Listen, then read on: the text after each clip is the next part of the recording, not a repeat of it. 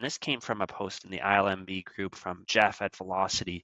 And basically what is around is the new anti-money laundering rules that's coming down from FINTRAC. It's going to affect mortgage administrators, mortgage brokers, relevant to this show, and mortgage lenders, all the same. And basically, it's a series of new rules that are going to go into place that are going to affect the way mortgage professionals will do their business.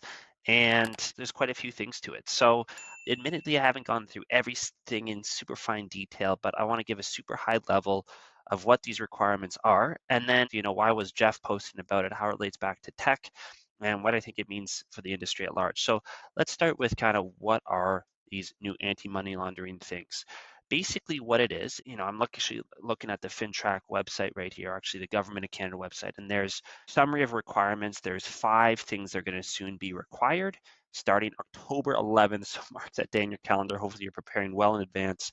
October 11th, 2024. It's coming really quick. The 5 things that are there is implement a compliance program, report transactions, keep records, know your client, and then apply ministerial directives. Not sure so much that last one, but I think the other 4 are pretty interesting here.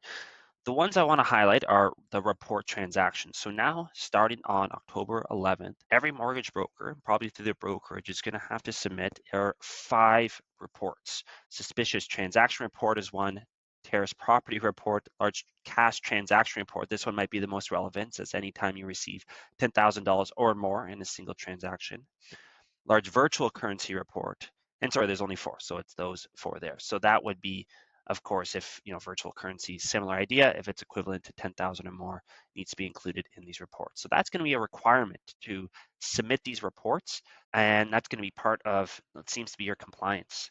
The other really interesting thing is both kind of the keep records, know your client, they're kind of related. So, on the know your client, this is kind of starting to borrow from financial advisor industry. We know some folks over there.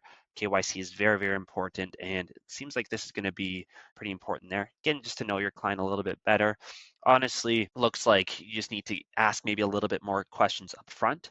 What's going to be more onerous, I think, is going to be the keep record. So for 5 years, it's saying you have to keep 5 years of records.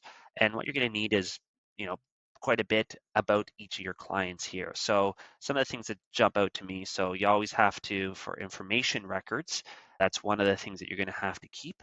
And what it says is, in the case of a person, their date of birth and the nature of their principal business. You're going to have to keep that. And then for the loan specifically, you're going to have to say, what was the terms of the loan, the nature of the client's principal business, just talked about that, and the name and address of their business or place of work, as well as the financial capacity of the client.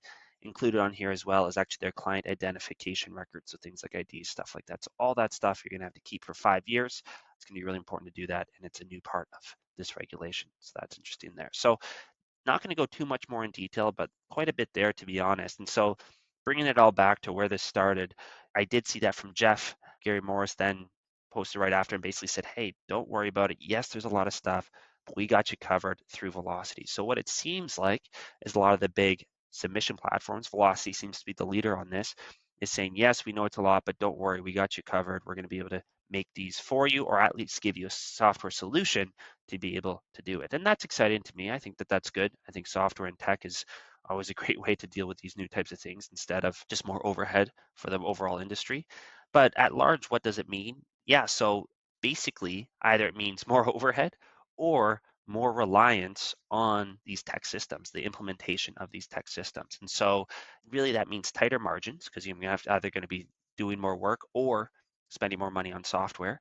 And really, at the end of the day, what it does, it honestly just chokes out new entrants. It's going to get harder and harder for new people to come in because A, they need to understand these regulations, but then B, implement a solution that'll do it. I don't think it's great for kind of the free market, bringing people in into the industry. I think it's going to lead to consolidation. So maybe that's good, maybe that's bad. I'm generally more less regulation, but hey, this is kind of a script we've seen many times, where more regulation comes in, means the big guys get bigger and the small guys have a harder time competing. So we'll see.